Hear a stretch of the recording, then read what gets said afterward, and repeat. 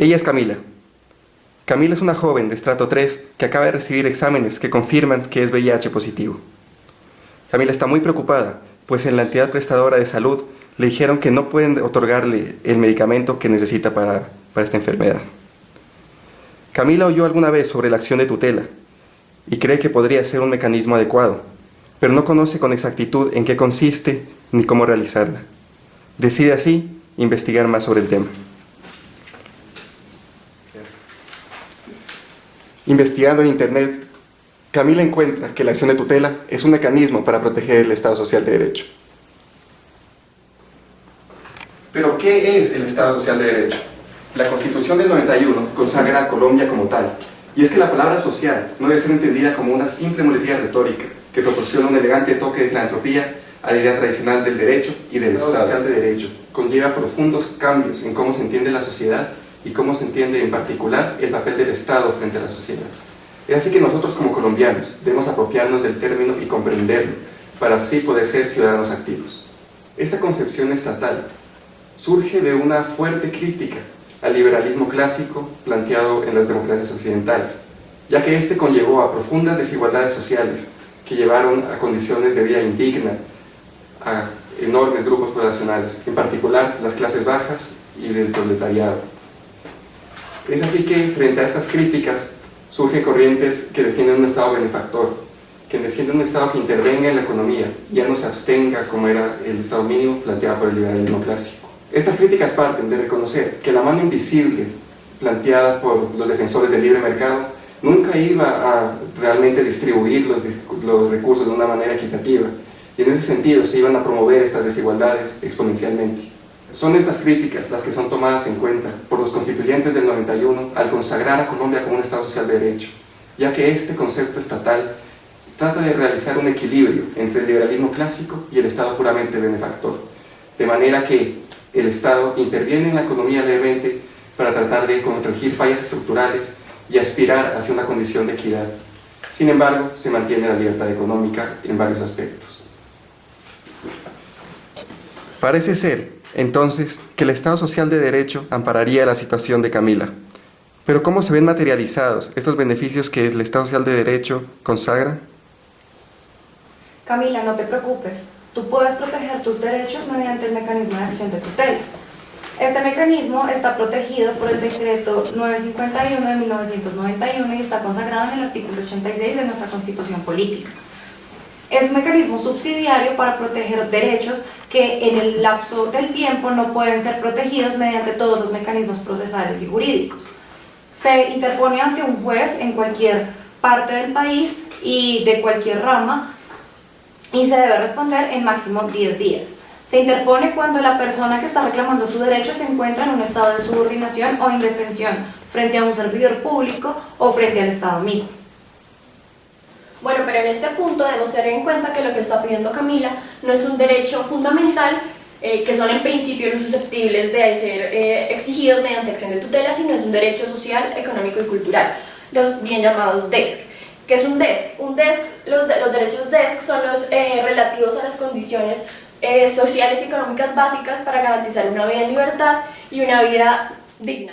Protegen cosas tan básicas como la salud, la vivienda, el agua, el trabajo, la educación, etc. A lo largo del tiempo se ha dado el debate entre liberales clásicos y liberales intervencionistas, porque mientras que los primeros dicen que los derechos sociales, económicos y culturales no son exigibles ante un juez y por lo tanto no son justiciables, sino que son meras aspiraciones a futuro que están sujetas al presupuesto nacional, los liberales intervencionistas dicen que el juez tiene la potestad y la capacidad para exigir estos derechos, para ordenar a la rama ejecutiva el cumplimiento de estos derechos. Por último, también se ha dado el debate de que se piensa y se dice que los DESC son los únicos derechos que implican una inversión estatal. Sin embargo, esto no es tan cierto si nos ponemos a mirar, por ejemplo, el derecho al voto o el derecho a la locomoción, que son derechos fundamentales o también bien llamados de primera categoría, que implican una inversión estatal. Por ejemplo, el derecho al voto, un ejemplo es el pasado plebiscito del 2 de octubre que costó 280.000 millones para la nación. Por ejemplo, el derecho a la locomoción, el Estado debe invertir en infraestructura, en carreteras y en cosas para garantizar el libre tránsito de los ciudadanos por el territorio nacional, y no basta con una simple abstención del Estado ante este derecho. En este sentido, una de las principales apuestas del Estado benefactor es, digamos, garantizar a los ciudadanos los derechos que impidan que estos caigan en la miseria y en la pobreza, y pues todos los efectos que esto conlleva. Y esto no puede estar determinado por las fluctuaciones del mercado o por las diferentes crisis económicas en las que se ve envuelto un país, sino que se debe proteger al menos el núcleo esencial de estos derechos. No entiendo, entonces, ¿sí puedo exigirme medicamentos o no? Camila, no te confundas. En Colombia, la Corte Constitucional ha identificado un estado de cosas inconstitucionales, como en el caso de Camila para personas con VIH y para algunas personas que han sido privadas de su libertad en 2 sentencias de la Corte. A partir de esto, se hace un balance entre todo lo que vimos anteriormente sobre el liberalismo y se decide que en algunos casos en realidad sí se pueden exigir estos derechos a través de la acción de tutela. La razón es muy sencilla.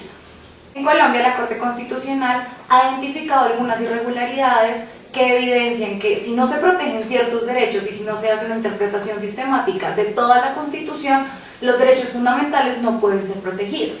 Un ejemplo que vemos en el caso de Camila es la vida. Si Camila no tiene salud, evidentemente no va a poder ejercer su derecho a la vida en óptimas condiciones. Entonces, en un principio los retrovirales no estaban protegidos mediante acción de tutela ni la salud, y se determinó que por conexidad era importante que las personas pudieran acudir a este mecanismo. Posteriormente, la Corte en sentencia declaró un estado de cosas inconstitucionales cuando empezó a ver que había un estado de conmoción y un estado de violación sistemática de los derechos de un grupo de personas determinada. Esto fue en la sentencia de prisiones, en donde estas personas no tenían acceso a condiciones salubres, estaban en condiciones de hacinamiento. Entonces, con el objetivo de proteger todos sus derechos fundamentales, se les ha permitido acceder al mecanismo de tutela para poder, por conexidad, darle un buen manejo a la protección de sus derechos. A partir de todo lo anterior, nuestra Corte Constitucional ha abierto una compuerta para proteger los derechos de todos los ciudadanos colombianos, incluso aquellos que no estuvieron contemplados en primer lugar como fundamentales y que no estaban destinados a ser protegidos por el mecanismo de tutela. Aquí se encuentra un balance entre lo que se vio anteriormente sobre liberales clásicos y liberales intervencionistas, porque en realidad la Corte se dio cuenta que no puede intervenir económicamente en muchos de sus fallos porque esto tiene consecuencias en la economía nacional, pero que al mismo tiempo no puede quedarse de brazos cruzados y permitir que estos derechos no se le protejan a los ciudadanos. Es así como en algunos casos ha aplicado remedios leves y remedios fuertes. Vemos 2 ejemplos puntuales, como en el caso de Camila, cuando los retrovirales anteriormente no estaban contemplados en el plan obligatorio de salud, y posteriormente con la sentencia de las cárceles, en donde las personas necesitaban ser protegidas. En la primera sentencia, lo que la Corte hizo fue exigir que se actualizara con constancia el plan obligatorio de salud, y en la segunda sentencia lo que hizo fue solicitar que se construyeran más cárceles. Pero todo ha sido motivado por la protección de los derechos de los ciudadanos. Entonces, se evidencia que las medidas para proteger los derechos sociales, económicos y culturales deben ser progresivas y no pueden tener retrocesos en el tiempo. Bueno, entonces ya entiendo. Así mi derecho que quiero proteger, sea un DESC, lo puedo hacer mediante la tutela. Y además que no solamente esa situación se ha dado en portadores de VIH y SIDA, también se dio con los desplazados. ¿Por qué? Bueno, resulta que Colombia está en un pacto internacional que es el Pacto Internacional de Derechos Económicos, Sociales y Culturales. ¿Qué pasa con esto? En este pacto Colombia se compromete a que si bien el Estado no está en capacidad de satisfacerle a todos sus derechos inmediatamente, entonces puede hacerlo progresivamente. Tiene que hacer políticas públicas para que se vayan cumpliendo a través del tiempo. Entonces, y además no puede devolverse, o sea, no puede decir como listo, entonces ya cumplí esto, ya cumplí a una gente, entonces ya después no lo vamos a cumplir más, como fue en mi caso que me negó la EPS mis remedios. Entonces, esto se vio, entonces, cuando pasó esto, digamos con los desplazados, se declaró el estado de cosas inconstitucional. ¿qué hizo la Corte? Dio un remedio suave. Un remedio suave significa que hizo que se hicieran públicas las políticas públicas que iba a hacer el Estado para garantizarle a los desplazados, que estaban en el 92% de esta población estaban en indigencia. Entonces por eso fue que comenzaron a llegar esas tutelas. La Corte se dio cuenta que obviamente se estaban vulnerando sus derechos. Bueno, y esto no es todo, pero igual no es que para esos casos se diga como no, es que no está haciendo nada y todo en ese estado de cosas inconstitucional. No, se conocen otras políticas públicas en el Estado colombiano. Por ejemplo, la política pública de familias en acción, que le da a estrato 1 y 2 un subsidio para que estas familias puedan tener un mínimo de vida. También está la restitución de tierras, está el agua potable, está las ganaderías públicas, la vivienda gratis, las guarderías públicas que son para garantizar, todos sabemos que la primera infancia es muy importante. Entonces, ¿qué hizo el Estado? Y declaró la educación de la primera infancia completamente gratis. O pues ya sabemos que en Colombia hay un gran problema de transporte. Entonces, además de que pues es caro para personas de estrato 0, 1 y 2.